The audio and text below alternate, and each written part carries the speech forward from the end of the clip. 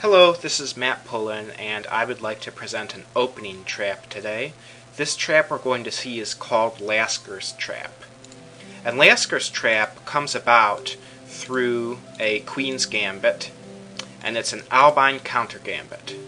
The main move for white is to take the e-pawn, and black pushes to d4. This is a very rich way to respond to the Queen's Gambit, I think. I like the Albin Countergambit a lot for black.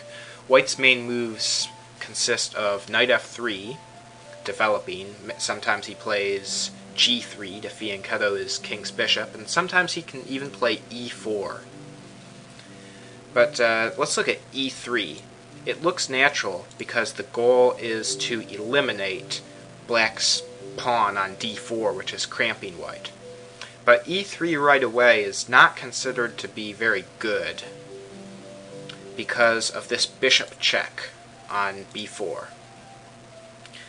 And let's look at both responses to this bishop check. Knight blocks on d2 and bishop blocks on d2. Knight blocks allows black to play pawn takes pawn and then pawn takes pawn. And now white has doubled isolated e-pawns. And if that weren't enough, black also has this queen check. And if g3, then queen e4 attacks both of white's pawns and the rook on h1. So if you don't want to play g3, you have to move your king up. And then after this natural developing moves like bishop g4 check, knight f3, knight c6, I think that black is in really good shape, because these pawns are hard to defend for him. So let's go back. So that's what happens if knight blocks. Black can just take on e3. But what if bishop blocks? Well, we're attacking black's bishop, and now if black just trades bishops on d2, white can take with the queen, and he's in good shape, because if black takes on e3, we can also take that with the queen. But the key move is pawn takes pawn on e3 for black. And this is Lasker's Trap. Now let's look at three moves for white here. Let's look at pawn takes pawn. Let's look at queen a4 check. And then finally we'll look at the obvious move bishop takes bishop. This pawn takes is not much better than before.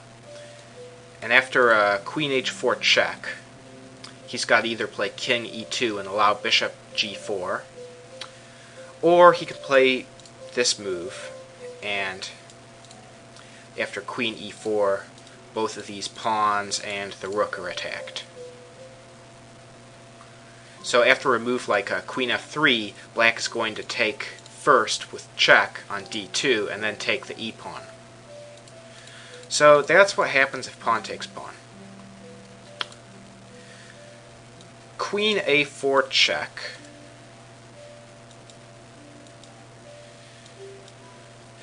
is actually not a bad choice. Black blocks and white takes black's bishop. But now queen h4 is very inconvenient for white. If say you push the pawn to g3, then black can take the pawn for check, and then queen d4 check, followed by queen takes b2 check. So that is why you do not see g3. And if this move, taking for check, followed by rook d8 check in the near future, and white is in a lot of trouble. So I hope you notice that you cannot defend this with the queen, because then that just drops the bishop on b4. So that's a brief look at queen a4. Now let's look at bishop takes bishop, the obvious move. White takes black's bishop, and the best move for black is pawn takes pawn check. Now you cannot take this pawn because your queen is unprotected. and black would just take white's queen in this game. So you can't do that. You gotta play king up. Now what does black have? This check looks attractive because the white king and queen are on the same diagonal. But after knight f3, black has nothing, and white is going to be up a piece. So that knight blocking is inconvenient. Let's try capturing the knight first. So I'll capture, and takes, and bishop g4 wins the queen. But wait, we missed something. Instead of taking the queen, white can take black's queen for check first.